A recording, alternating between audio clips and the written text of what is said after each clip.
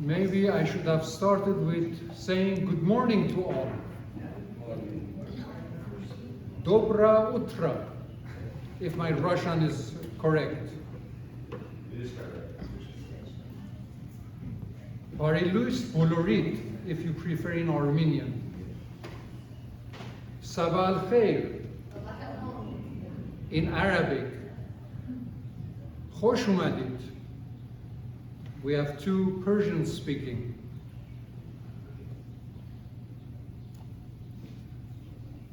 Forgive me if I don't know the French and the Spanish and the other languages, but the message is the same.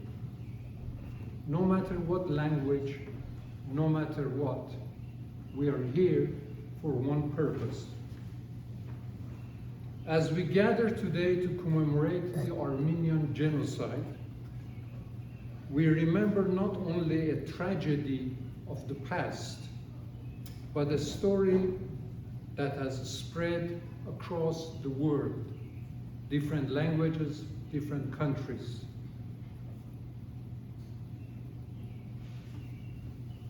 It has been held in our hearts for many, many years. From Armenia to Russia, from the Middle East to right here, heart of America, USA, in different tongues, with different voices, we all say remembrance, truth, and hope. Today we are gathered at this St. Garabet Armenian Church. We do so with both heavy hearts and enduring strength. April 24 is not just a date on the calendar to circle it. It is a sacred day of remembrance for Armenians around the world. It marks the beginning of the Armenian genocide in 1915, when 1.5 million Armenians were systematically persecuted, murdered, and lost their lives. We come together not only to mourn those who perished, but to honor their memory, their faith, and their unbreakable spirit. These were our ancestors, men, women, children, who carried within them a deep love for their heritage, their church, and their identity. Despite unimaginable sufferings, they held onto their faith in God and their hope for the future generation. And who is the future generation? We, and I counted 42 of us, we are the future generation. We at St. Garabet have this duty of receiving and carrying the message. We stand here because they endured. We speak our language, Armenian, practice our traditions, and worship freely because of their sacrifices. This is both a blessing and a responsibility. It is our duty to remember, to educate, and to ensure that the truth of what happened is never denied or forgotten, or as we say in Armenian, Kank yev piti mnank. We exist and we shall continue to exist. As we begin this service, let us take a moment to reflect not only on the pain of the past, but on the strength that carried our people forward. Let us pray for the souls of the martyrs, for peace in the world, and for the wisdom and courage to continue persevering our heritage. We are happy to have 3 members whose families lived through the Armenian genocide, their parents, grandparents, and who will share the stories entrusted to them, stories of loss, survival, and enduring. Our speakers are Liji. I heard her voice, but I don't see here, but she may step in at any time. Liji, who comes from France. Our second speaker is Imad, who comes from Syria, and Carolyn, who is right here, Missouri, heart of America. Different countries, different languages, different journeys, yet one shared story. In their voices, we'll hear echoes of the past, preserved across borders, across languages, and across time. Let us listen to them not with our ears, but with our hearts. At this time, I'm going to ask Imad to start, and then Carolyn can continue, and hopefully by then, Liji, again, I heard her voice. I will go downstairs to check. And Imad, thank you. You can use this platform. You can stand there, whichever is easier for you.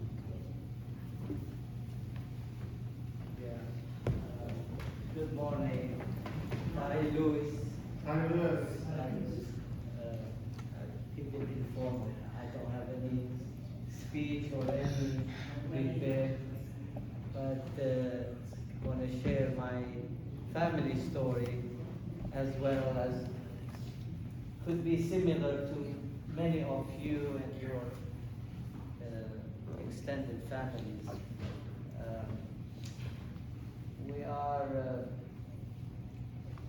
I'm Imad Bedros, Abir, my wife, my brother here, Nabil, Lilian, his wife, my other brother, Bassam, up there. We are 5 siblings in Kansas. I live in Manhattan. 4 siblings. We live in Manhattan, 2 hours west from here. We come to St. Garabet when there is an event or something.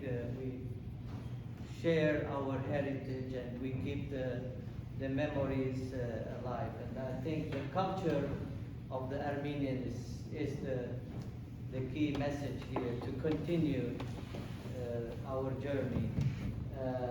Our family is from Mardin.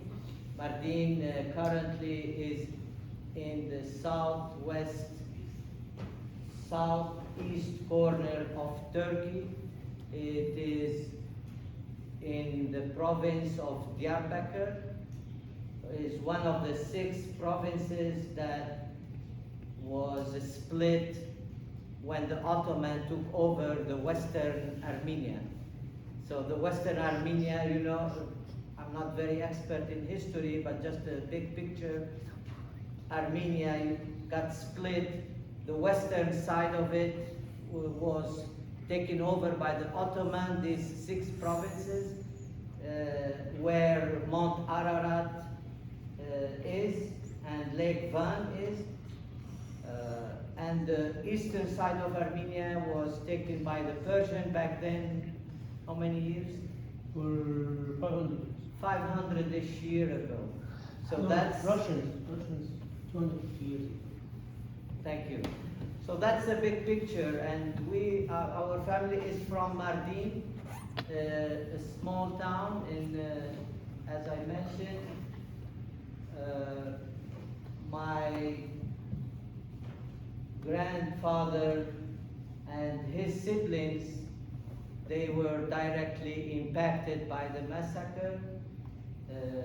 They had to flee, and I'm sorry, my English is not the best. It's my, I guess, fifth language. So, trying to learn something else. But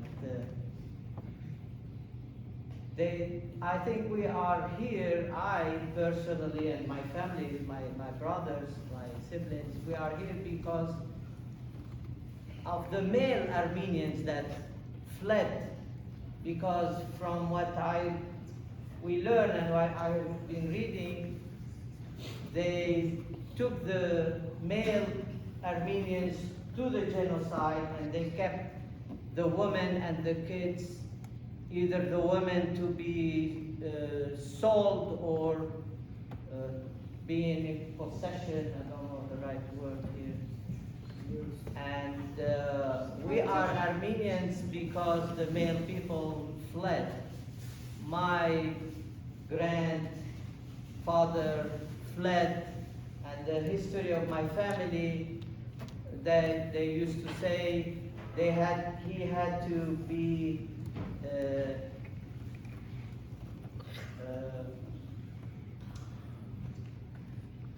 how do I say it?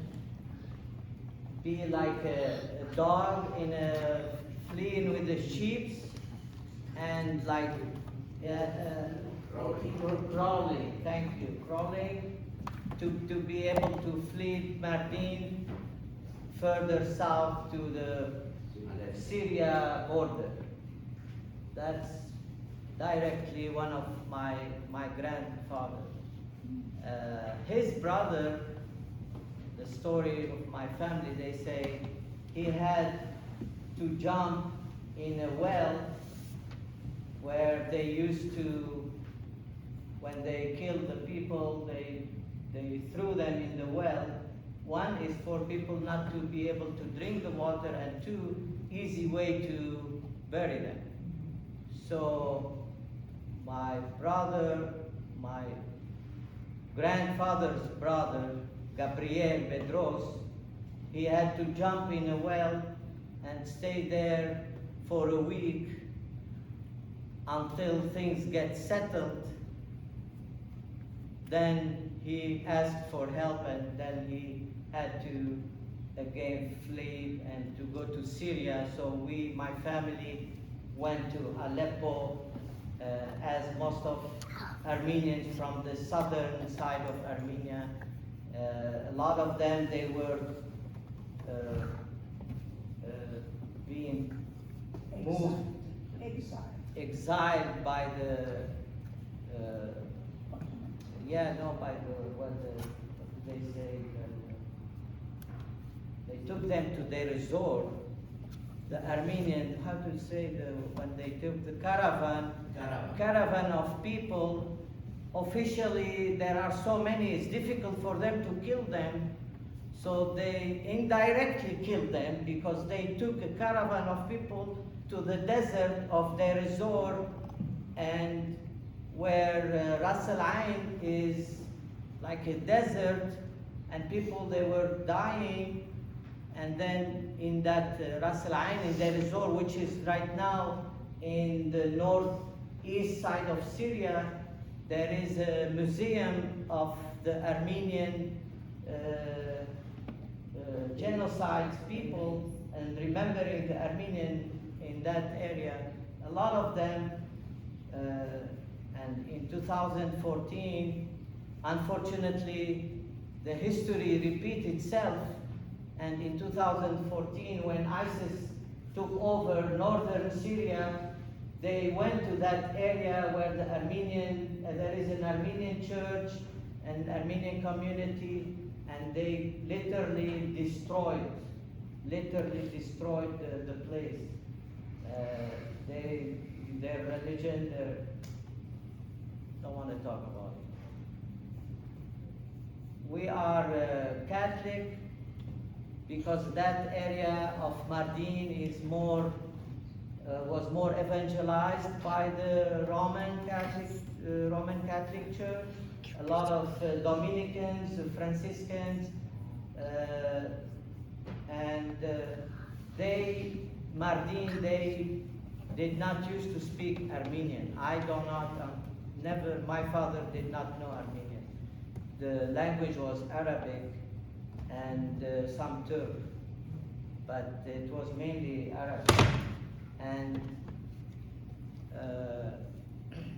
I want to tag into my family story about the Bishop of Mardin. Back then, during the massacre, he was Monsignor Ignatius Maloyan. I don't know if any of you heard of him. I could not find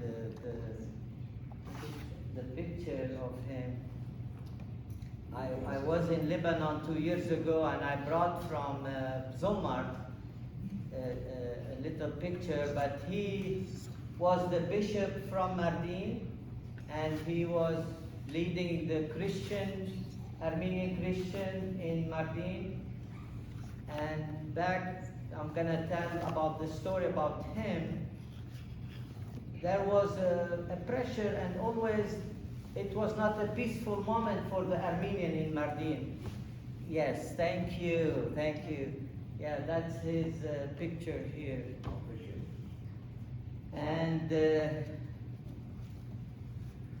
you know, in 1896 there was a not little, but a massacre for the Armenian, and the Armenian, they were not in peace living, but they tried to be respectful to the law and to the Ottoman back then.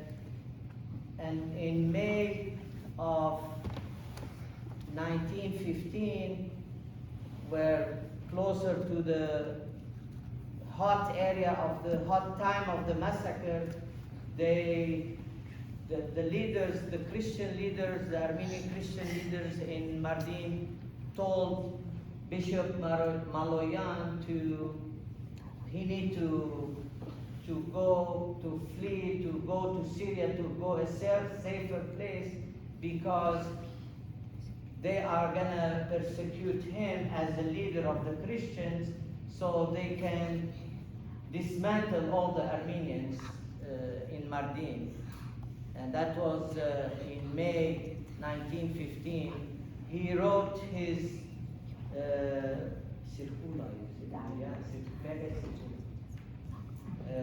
he wrote a kind of will to the Bishop Tapuni, the Syriac Catholic bishop back then. The Armenian Catholic and the Syriac Catholic, they are very close together as being small community. He wrote his will for the Bishop Tapuni to take care of the Armenian in case something happened to him. That was early May. In June 3rd of 1915, it was Thursday of Corpus Christi, and he did the Mass and the procession of the Holy Host through the city, as the tradition used to be and continue to be right now. That was in the morning. In the evening, the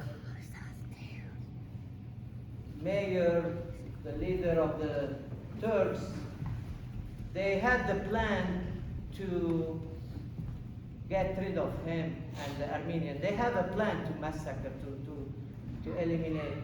I'm gonna pause here a second, because earlier, 3 months earlier, the mayor of Mardin got an order to put him in jail, Monsignor Maloyan to put in jail.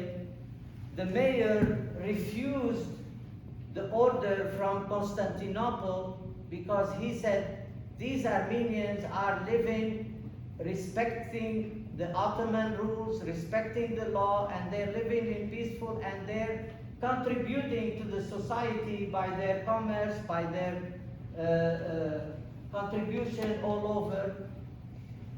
And obviously the order came from Constantinople, from Diyarbakir. Diyarbakir is the province, and the order was to the good guy was the mayor was ordered was how to say dismissed from his mayor position, and they transferred him to Mosul, which is further away, and they brought Mamduh Bey, which was like someone of the radical people, to carry their plan. And now I'm coming back to June 3rd at 8 p.m. after the Corpus Christi ceremony on Thursday. They came and they took, they said nobody can circulate in the city, and after dark nobody can walk in the city. How do you say? Curfew. Thank you, curfew. And so the gendarmerie can do what they want to do. So they took Monsignor Maloyan to the police department back there, trying to find equivalent words here. And they started the interrogation to judge him. The Ottomans were accusing the Armenians officially as having having support from the Entente, which is the allied France, Great Britain, and Russia, that they are having armament and bombs and munitions to make revolt against the Ottoman. And so the Turks, the Ottomans, they were accusing Maloyan on hiding the armament in his monastery. And obviously he is a man of peace. He did not even do any of that. A week earlier, they tried to force a false document to prove that he has armament in his monastery. So they took a young Armenian with the name of Sarkis, and they forced him to sign a white paper document, and their intention was to say, I, Sarkis, personally transported 3 cases of ammunition and bombs to the house of Bishop Maloyan, with the presence of the notary, notaire people, how do you say it? Leaders of the Christian community back there. And when it came to they tried to simulate a court and to make a judgment against Monsignor Maloyan, and they brought this paper, they falsified the document, accusing him, hey, this guy transported the armament to you. And Bishop Maloyan said, if this is true, where is the guy? And you know that the guy, he was eliminated because he did not want to do such a document. That's one story. The other story, they tried to persuade the leaders to do false testimony against Bishop Maloyan, and they told the 6 of them, you are gonna gain freedom, you're not gonna be executed if you confess where the armament are. And obviously none of them accepted, and they had the same destiny of elimination. And they kept Bishop Maloyan for a week in the jail, and every night they were torturing them. Him, I'm simplifying the story, it was not only him. At that night, they took 420 male people from all kind of ages, all kind of level of society, doesn't matter, as long as they are male people, and not all of them, they were Armenian, 2/3 of them Armenian, 1/3 roughly, I have the number here, but a third of them are Syriac, Catholic Syriac, and some Protestant, because they used to have a Protestant mission in Mardin, and all kind of Christians. On the 10th of June at midnight, when they finished and they could not do any judgment against him, they decided to take them. The official version was to transport them and to take them to Diyarbakir, which is 8-hour walking distance north of Mardin.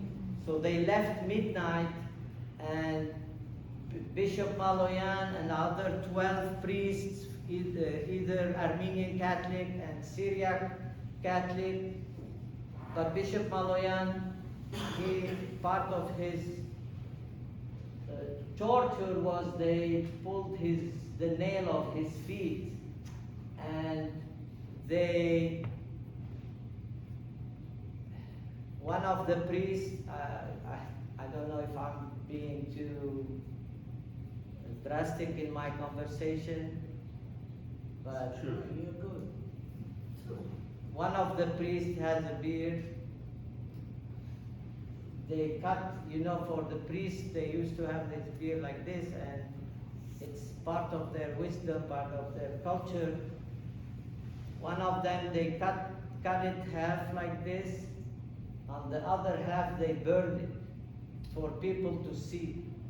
And the priest, he's a Syriac Catholic priest, and when he came back to the jail, because every night they took them to the torture room, tortured them, and went back to the jail, that kind of thing.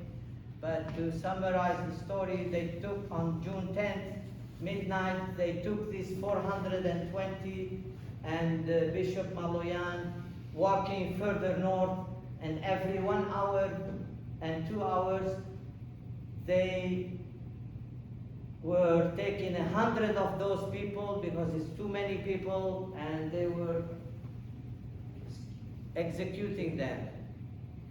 And it was 4 a.m. in the morning, and the Mamdouh, his name Mamdouh, and some 3 other people told Monsignor Maloyan, this is your last chance, and if you convert to Islam, you will be saved and your congregation will be saved. And he said, no, I was always faithful to my country, the Ottomans, and I am always more so faithful to my Christian faith, and I'm not gonna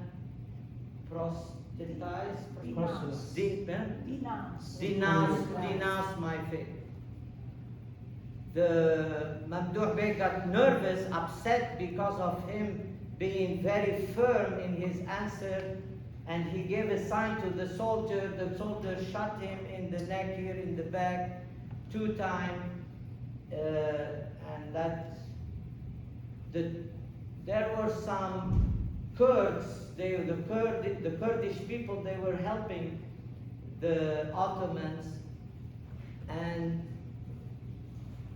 when this happened, Kurdish people later on did some testimony to the Monsignor Tapuni, that when this happened, a white light came from above to the head of Monsignor Maloyan. Something unexplainable. And they did not want to kill him with his, before they killed him, they gave him 1 hour so he consecrated the bread and wine and gave communion to the rest of the people that were with them, with the priest, and they gave the last communion. And the Kurds, later on, they were telling stories about some weird thing happening. One of them is, after they massacred, they kept going and killing people and killing them in the graves. The Kurds were telling there was a smell that we never smelled before, not of dead bodies, but a smell of something sacred happening. And something out of normal.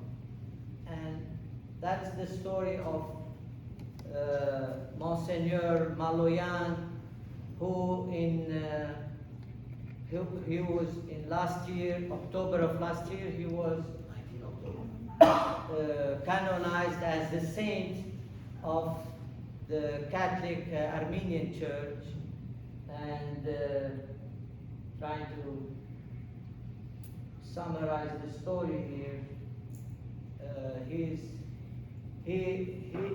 faith and his leading his congregation to continue their faith was one of the main things that the church, the Catholic Church, used. And my connection with Monsignor Maloyan, I remember when I was a kid, my grandfather used to tell me about him, tell the story when they talk in the family. Monsignor Tapuni was a friend of my the family. He stayed. The bishop stayed alive. I remember hearing this name, but when I was a kid, I did not give a lot of weight to these people and these names. But now I've been reading a book about specifically Mardin, and there are a lot. There's a lot. One of the relatives of ours was a priest, Gabriel Katmarji. Gabriel Katmarji was a priest, like a vice, he's a special secretary for Monsignor Maloyan, and he had the same fate on the second round. They took 420 people in June 10. On June 12, they took another 266, and Father Gabriel Katmarji was one of them, and he was taken in that. He is relatives of our family. We are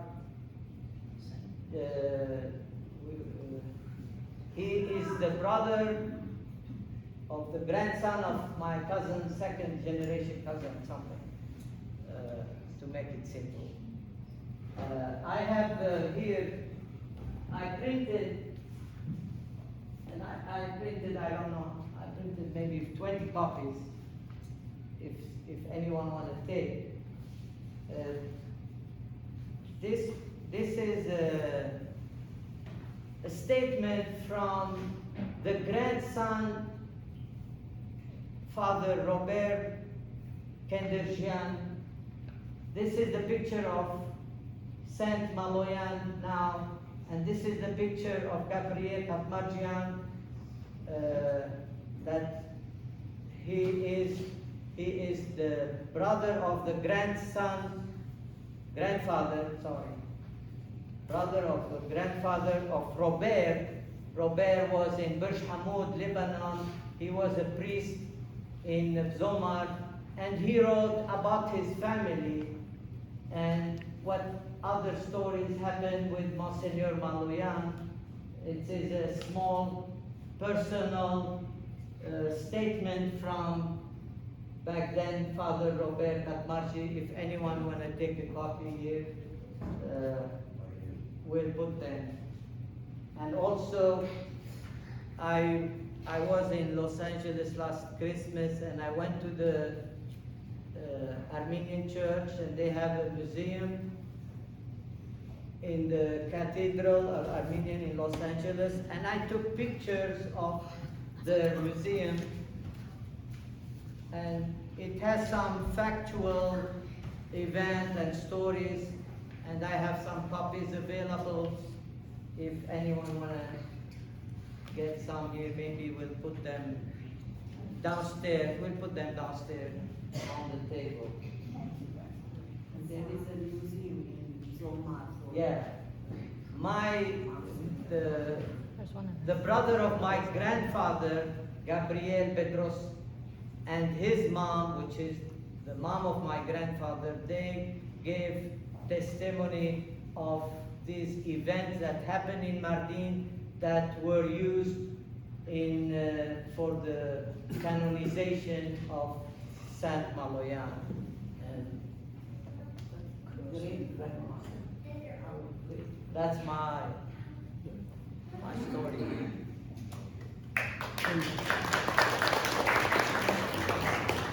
Any question? Any question about Martin or something? Now it's you.